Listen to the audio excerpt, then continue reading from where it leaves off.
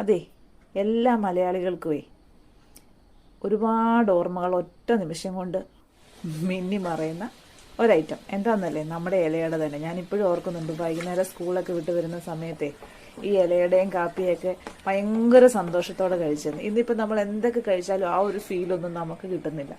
കുട്ടികൾക്കൊക്കെ ഉണ്ടാകും, പക്ഷെ നമുക്കത് കിട്ടില്ല. കാരണം ഇങ്ങനെയുള്ള ഐറ്റംസ് കാണുമ്പം നമ്മൾ തന്നെ അറിയാതെ നമ്മുടെ ബാല്യത്തിലോട്ട് സഞ്ചരിക്കാറില്ലേ. അപ്പം നമുക്ക് ഇതെങ്ങനെ ഉണ്ടാക്കുന്നത് നോക്കാം. നിങ്ങളെല്ലാവരും ഉണ്ടാക്കുന്നവരാണ് എനിക്കറിയാം, എങ്കിലും ഞാൻ ഉണ്ടാക്കുന്ന രീതി പറയാം കേട്ടോ. ഇപ്പം ഞാൻ പത്തിരിപ്പൊടിയാണ് എടുത്തേക്കുന്നത്, നൈസ് പൊടിയാണ് എടുത്തിട്ടുള്ളത്. അത് കുറച്ച് പച്ചവെള്ളത്തിൽ കലക്കി നന്നായിട്ട് കുറുക്കിയെടുക്കുക ചെയ്യുന്നത് കേട്ടോ.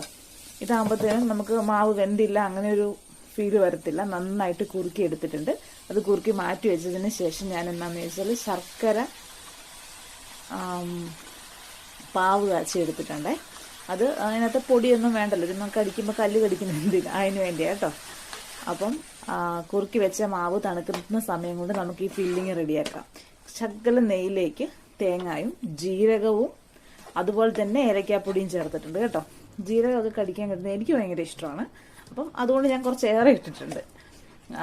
അതും ചേർത്ത് നമ്മുടെ തേങ്ങാപ്പീരയിലേക്ക് ശർക്കരയും ചേർത്ത് നന്നായിട്ട് വഴറ്റി കുറച്ച് എള്ളും കൂടെ ചേർത്തെടുത്തിട്ടുണ്ട്. ആ സമയം കൊണ്ട് നമ്മുടെ മാവ് തണുത്ത് വന്നിട്ടുണ്ട്. നല്ല വാഴയില കീറി അതിലേക്ക് നല്ല നൈസായിട്ട് പരത്തി നമ്മൾ എടുത്തു വെച്ചിട്ടുള്ള ഫില്ലിങ്ങും ചേർത്ത് നമ്മുടെ അപ്പച്ചെമ്പിൻ്റെ തട്ടിലോട്ട് നാവി കയറി കിട്ടിയ ആഹാ എന്താ അല്ലേ. അപ്പം നമ്മുടെ ചെറിയ ചെറിയ വീഡിയോസ് നിങ്ങൾക്ക് ഇഷ്ടമാണെങ്കിൽ നമ്മുടെ യൂട്യൂബ് ചാനൽ സബ്സ്ക്രൈബ് ചെയ്യാൻ മറക്കരുത് കേട്ടോ. കൂട്ടത്തിൽ ആ ബെല്ലൈക്കണും കൂടെ ഒന്ന് അമർത്തുവാണെങ്കിലേ നമുക്ക് അന്നേരം ഇടുന്ന വീഡിയോസ് നിങ്ങൾക്ക് കിട്ടും. അപ്പം നിങ്ങളുടെ അഭിപ്രായങ്ങളും നിർദ്ദേശങ്ങളും കമൻ്റായി അറിയിക്കാൻ മറക്കരുത് കേട്ടോ.